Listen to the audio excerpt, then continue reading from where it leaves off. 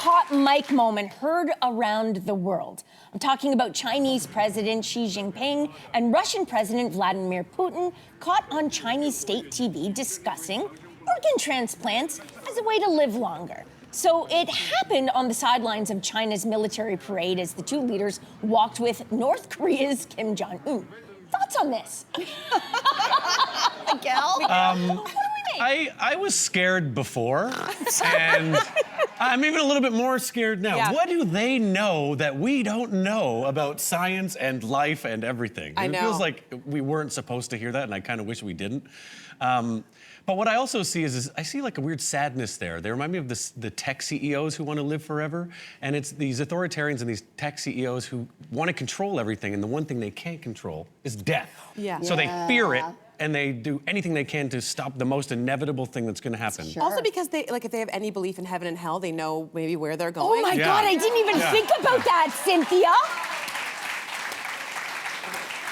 I'd be afraid That's such a good point. Okay, I'm going to counter. I agree. They are calling this the axis of evil. When I saw this story happen, that there was the security summit happening in China, led by Xi Jinping, Chinese President Vladimir Putin, Kim Jong-un, it felt like an Austin Powers movie, where all the evil world leaders get together. I literally went, everybody, we need to watch this moment. So we're going to get funny in a second, but it's very serious what is happening. They are literally trying to create the opposite axis of control in the world. They've never all met together. And they've never all met together, and a lot of them have nukes, so that's nice.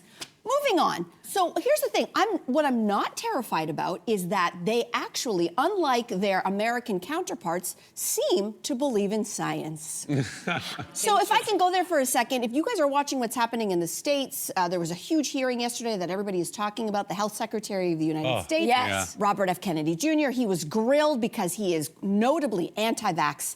He has gutted and fired everybody at the Centers for Disease Control. That literally kept the world from more people dying during the COVID, pandemic, et cetera. They're decidedly going anti-medicine, anti-science in the United States of America.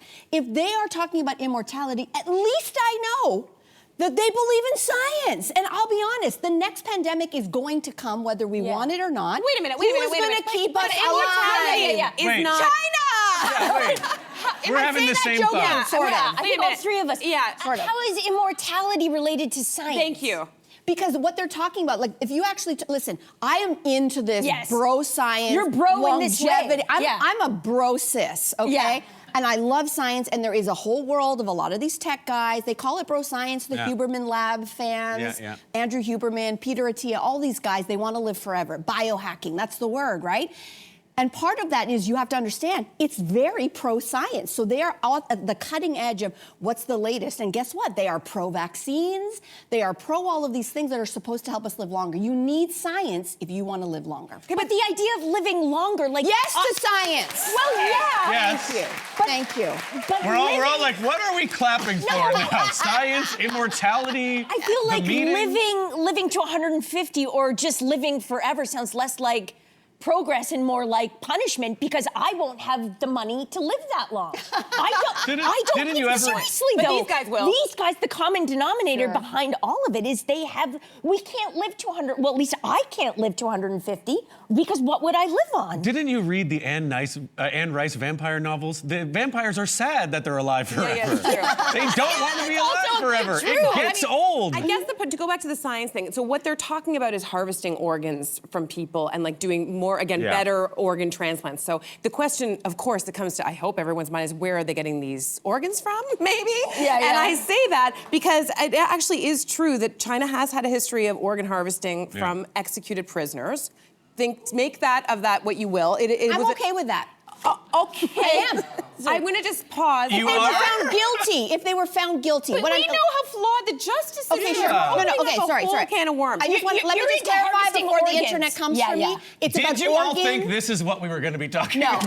No. Let me just be clear. Sorry, I don't want to interrupt. Let me be clear. Don't come for me, internet. I'm talking about organ transplants. We have a crisis in this country. People are dying on waiting lists waiting for organs. So I'm all pro for looking for ideas to get organs into people who need them. Okay, that's fair. Okay? That's fair. And I will will say that China does. Now we're clapping again, like, Yeah, whatever. okay. Yeah, we should be clapping for that. I don't want the internet coming for me either, so to say China did ban that practice, but reportedly there's still some stuff that happens. I guess ultimately what I come back with is that even if there is science to do this, to your point, like who's left? Who are the people who are going to be left on Earth? And if it is these guys and like me. Kim Jong-un and you and the Kardashians, I mean, you're the only reason why. Like I and Bezos, like I just wonder who's left, and would you want to live on the Earth with that? Sure. Yeah, and people. they're trying to literally create another class of people, the people who can afford to be alive forever and biohack into existence. I would rather live to 90 in good health with security and dignity than living that extra 60 years. Sorry.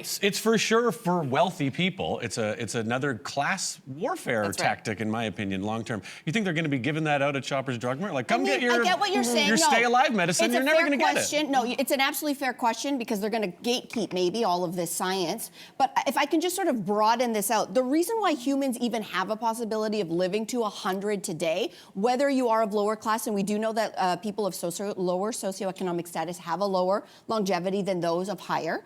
It's true. But in general, across the globe, we have increased our lifespan because of medicine and science. Yes, we have that's all true. benefited. Yes, that's true.